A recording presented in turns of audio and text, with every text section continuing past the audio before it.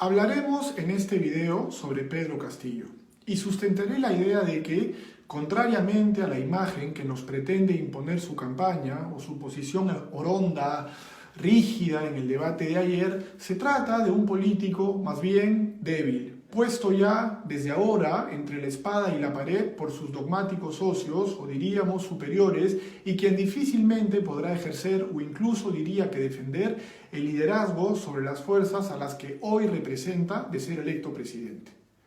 Podríamos empezar este análisis planteando la siguiente aseveración. Nunca tuvo un candidato que haya pasado a la segunda vuelta en la historia tarea más sencilla que Pedro Castillo.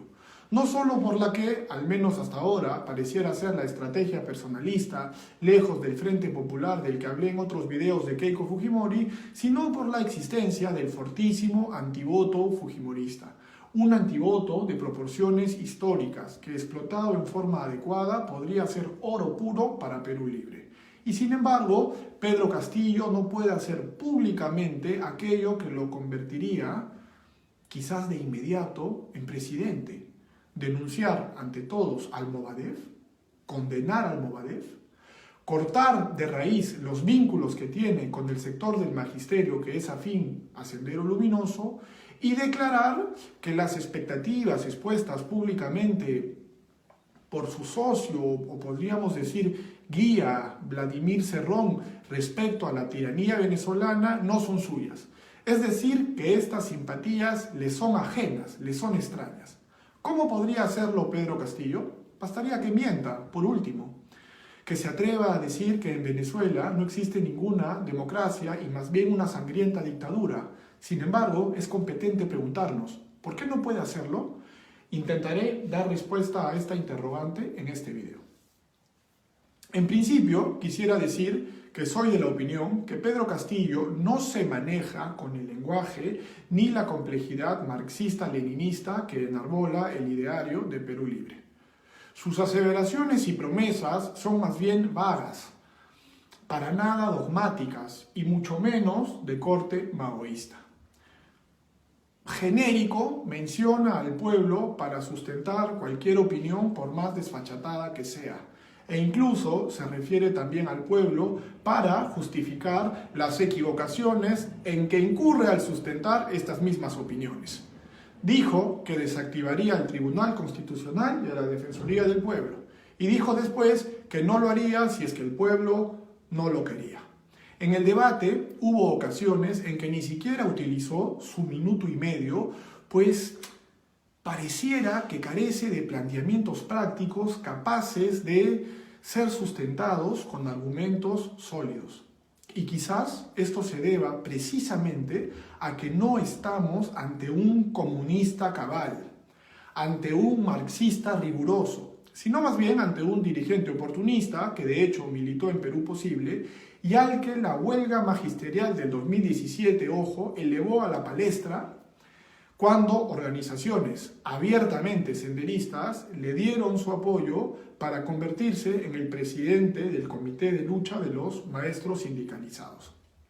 Ahora bien, por su manera de hablar, su dejo estricto, más bien furtivo, a veces malicioso, Castillo me hace recordar un poco a algunos maestros que tuve en Cusco cuando estudié quechua hace ya varios años. Yo recuerdo que por aquel tiempo estaba obsesionado con el informe de la Comisión de la Verdad y Reconciliación y me imaginaba sus historias desgarradoras y trágicas entre los bosques de las montañas, en cada atardecer, incluso por las noches al acostarme. En fin, en uno de estos viajes en que salíamos de la ciudad a practicar nuestro quechua en las comunidades circundantes, le pregunté a un profesor sobre estos años tan duros y me sorprendió que él tuviera una recolección, podríamos decir, distinta de estos mismos hechos históricos. Él no podría decir que militaba en Sendero Luminoso, pero sí que tenía una opinión polémica, controversial, dado que si bien es cierto reconocía que Sendero era un grupo terrorista que había cometido excesos, celebraba de cierta manera que gentes de los Andes hayan puesto de rodillas a Lima por primera vez. que gentes de los Andes hicieran sufrir, castigaran a Lima. Encontraba aquello encomiable, porque para él Lima, y lo decía abiertamente, era la fuente de todos los males. Una ciudad indolente, escurridiza, merecedora de cierta manera del castigo de proporciones históricas que pretendió imponerle el maoísmo terrorista.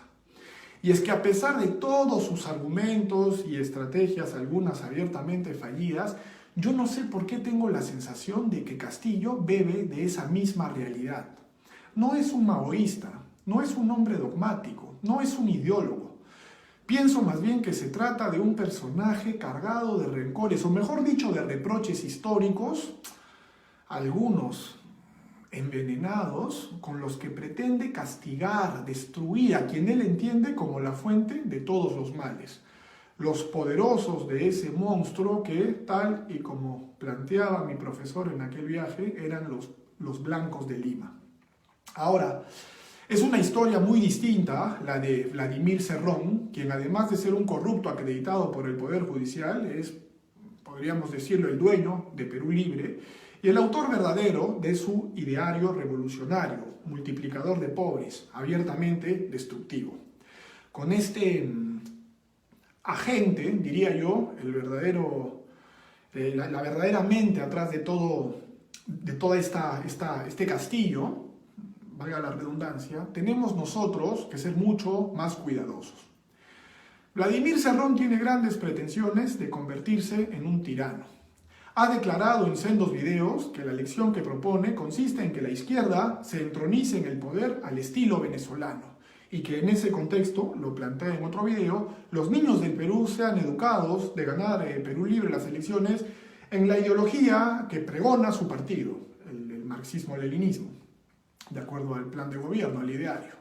A este respecto, considero increíble que, circulando estas evidencias por todo el Internet, haya peruanos que dudan o que incluso estén considerando votar por alguien quien abiertamente planea acabar, destruir nuestro régimen de elecciones, nuestra misma democracia. Está claro que el fujimorismo está lleno de fantasmas y que es una humillación para todos tener que preferirlo. Pero, ¿y esto? ¿Puede un patriota elegir conscientemente la destrucción de su país? ¿Volvemos al famoso antes los chilenos que Piérola? Me sorprende todavía más el rol que algunos periodistas están jugando en esta controversia, habida cuenta de los planteamientos de Perú Libre, es decir, de Vladimir Cerrón, respecto a la prensa. Dice textualmente en su plan de gobierno que la libertad de prensa en una sociedad solo es posible si ésta se ha liberado del yugo del capital. Un eufemismo que podríamos decir sustenta una eventual expropiación, ¿no es verdad? La toma por parte del pueblo de los medios de comunicación, el quiebre de este capital. ¿A qué están jugando ciertos periodistas que plantean cómodamente, a veces desde el extranjero, que los candidatos mejoren sus propuestas y se ganen el voto de la gente? ¿Qué quiere decir eso? ¿No regales tu voto? ¿Es que no tienen ojos para leer un plan de gobierno? No creo que compartan las loas a un pensamiento que tiene tantos muertos encima, tantos explotados, tantos asesinados, tantos torturados como lo es el marxismo-leninismo o incluso peor el maoísmo. ¿O será que ya se están acomodando algunos con los nuevos amos del Palacio de Gobierno? No debemos olvidar que Cerrón ha sido presidente regional de Junín, es decir, conoce como pocos la forma como se tejen las redes clientelares que compran voluntades y crean feudos modernos en las regiones del Perú. Pues si para algo ha servido el dinero del canon minero en algunas regiones, lamentablemente ha sido para eso, en vez de para levantar hospitales, y hoy contamos a los muertos. Quisiera, por último, referirme en este video a Guillermo Bermejo, quien en mi opinión cierra la mezcla explosiva de Perú Libre y la cierra con un tremendo broche de oro. Es increíble estarnos refiriendo a un congresista electo que compartirá ciertamente el hemiciclo congresal con destacados almirantes y generales y cuyo juicio por terrorismo comienza el 18 de mayo. De Bermejo, a diferencia de Vladimir Cerrón, a quien yo considero un marxista, leninista corrupto con sueños bananeros, es decir, un jefecillo que aspira a convertirse en un tirano del estilo de Maduro, De Bermejo, yo sí diría que estamos ante otro tipo de líder. Un aparente maoísta, más bien disciplinado, convincente, diría hasta sofisticado y muy importante, inteligentemente persuasivo. Es por lejos la mente más hábil de Perú Libre. Recomendaría que se revise la entrevista que este caballero tuvo con Mávila Huertas hace unos días, donde, de una forma muy directa, podríamos decir que se despachó, acaso como buen maoísta que perdió una guerra contra las Fuerzas Armadas peruanas, contra nuestros soldados y policías, sugiriendo implícitamente varias cosas: que no tienen honor y constituyen realmente una fuerza asesina a sueldo de los poderosos, que se dedican al narcotráfico, que son una institución ilegítima, lacaya de los Estados Unidos, y cuyos soldados, ojo, cuyos soldados, para que se solucione este panorama desolador, ¿no es verdad?, deben ser reformados bajo un nuevo idealismo. El idealismo, por supuesto, las ideas, ya las conocemos.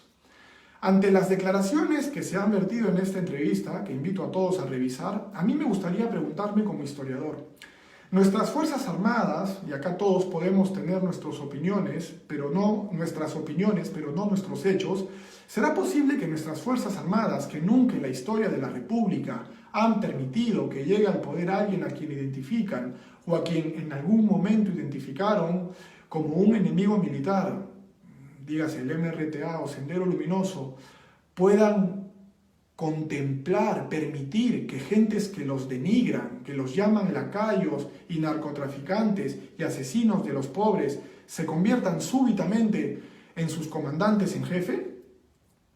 ¿Podrían aceptar aquello las Fuerzas Armadas del Perú?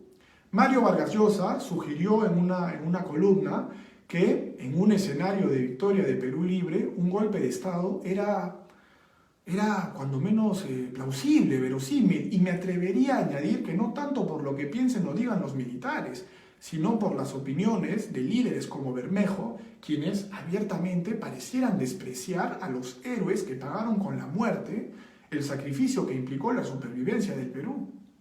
Y a este respecto, ayer Castillo cerró el debate con una frase que me dejó pensando toda la noche: hay que elegir a hombres del pueblo y no a sus verdugos. ¿Quiénes son los verdugos del pueblo, señor Castillo? ¿Nuestros militares? ¿Los héroes muertos?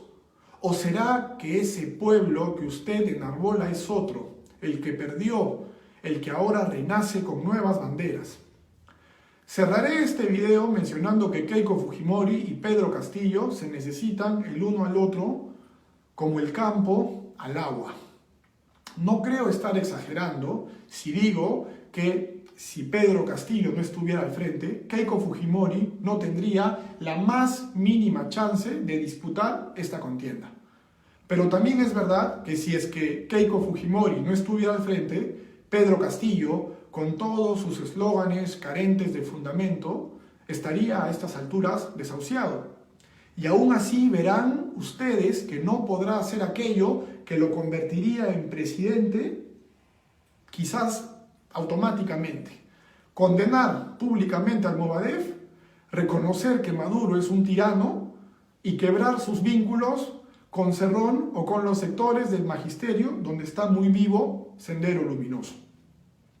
Incapaz de hacer esto, así lo consideran algunos el líder de hierro capaz de domar al Perú más difícil de la historia. Así creen otros que podrá moderarse en el poder si es que llegó hasta ahí con este tipo de socios. Creo que cada uno tiene la respuesta, pero de todos modos da para pensarlo.